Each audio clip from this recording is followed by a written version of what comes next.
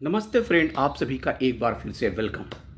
Friends, बात करते हैं कि बैंक रिटायरीज के इश्यूज के बारे में। जैसा कि bank pension updation case MC Singla, अगस्त माह में भी इसकी सुनवाई की संभावना समाप्त हो गई, क्योंकि 20-21 तारीख की जो लिस्ट आउट हुई उसके अनुसार श्री विक्रमनाथ, जस्टिस विक्रमनाथ की कॉन्स्टिट्यूशन बेंच में ड्यूटी लगी है, यानी कि वो कॉन्स्टिट्यूशन बेंच में बैठेंगे 5 मेंबर के साथ।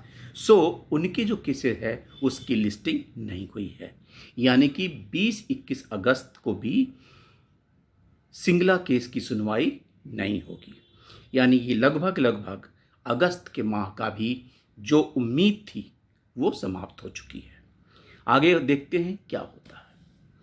दूसरा मुद्दा था कि चलिए किसी तरह से अगस्त से जो पेंशनर्स का DA लगने वाला है उसमें कोई चेंजेस नहीं होंगे, यानी कि कम से कम गिरावट नहीं होगी, यानी कि जो DA रेट लगना है वो डिक्रीज नहीं होगा। सेम जैसा कि पहले लग रहा था वही फरवरी से जो लग रहा था, फरवरी 25 से वही सेम कंटिन्यू रहेगा। एक और अच्छी बात खबर सुनने में आ रही है, GST में 2 स्लैब होने की, यानी कि एक 5% का, दूसरा 18% का, और एक स्पेशल कोई होगा वो 40% का।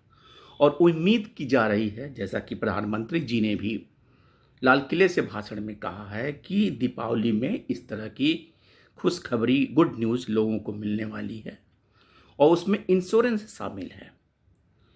तो अगर इंश्योरेंस पे GST कम होती है, जैसा कि हम हेल्थ इंश्योरेंस की बात करते हैं, क्योंकि अक्टूबर माह में ही रिन्यूअल होना होगा हमारे group health insurance scheme IBA के, और उसमें अगर 18% का हम GST लगेगा, जैसा कि पिछले वर्ष ये कम होते होते रह गया था, लेकिन जैसा कि अभी लेटेस्ट खबरों के हिसाब से, जैसा कि प्रधानमंत्री का आश्वासन है, अगर उसके अनुसार कम होता है तो कम से कम कुछ भी मॉनेटरी फ़ायदा हमें होने की पूरी संभावना लग रही है। सपोज कर लीजिए कि हम 50,000 का प्रीमियम हमारे पर बन रहा है, तो उस पर अगर 18% के हिसाब से हम GST जोड़ते हैं तो वो ₹9,000 का होता है। लेकिन अगर ये घट के 5% हो जाए तो उस पर 2,500 का लगेगा, यानी कि जो प्रीमियम हमें 50,000 प्लस 9,000, 59,000 का देना होता, वो घटने के बाद 52,500 देना पड़ सकता है। इससे हमें लगभग 6,500 रुपये का फ़ायदा दिखता है।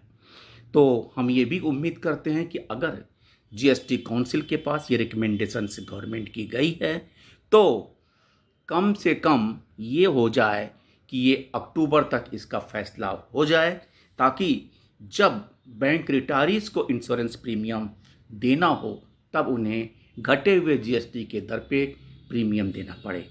क्योंकि बैंकों की तरफ से जहाँ तक उम्मीद है वो केवल लमसम कुछ न कुछ सब्सिडी के तौर पे दिए जाएंगे, वो लगभग 4,000, 5,000, 7,000, इससे ज़्यादा कोई बैंक देने से रही। LIC की तरह 100% सब्सिडी मिलने की उम्मीद किसी भी पब्लिक सेक्टर बैंक से करना बेमानी होगा। और रह गया डिमांड की बात, तो भी कोई डिमांड नहीं करती है। हमारे रिटायरीज एसोसिएशन डिमांड करते हैं, लेकिन उनके पास नेगोशिएशन पावर नहीं है, और वो केवल चिट्ठी लिख सकते हैं, और उनकी चिट्ठी पर IB अथवा मिनिस्ट्री ऑफ फिनांस कोई भी सुधि नहीं लेता है। तो फ्रेंड्स, फिलहाल रिटायरीज के सामने ये समस्या है, क्योंकि DA 8088 पॉइंट मर्जर के बारे में कोई बात नहीं है, एक्सडेसिया रिव्यू के बारे में कोई बात नहीं है, और फिलहाल पेंशन अपडेशन के बारे में भी जहां थे जैसे थे उसी स्टेज में हम पड़े हुए हैं। थैंक यू फ्रेंड्स, नमस्ते। We demand justice. Pension updation लेके रहेंगे, पेंशन अपडेशन लेके रहेंगे, पेंशन अपडेशन लेके रहेंगे, पेंशन अपडेशन लेके रहेंगे। CBPRO जिंदाबाद, CBPRO जिंदाबाद। CBPRO जिंदाबाद जिंदाबाद जिंदाबाद जिंदाबाद पेंशन यूनिटी जिंदाबाद जिंदाबाद जिंदाबाद पेंशन यूनिटी जिंदाबाद CBPRO थैंक यू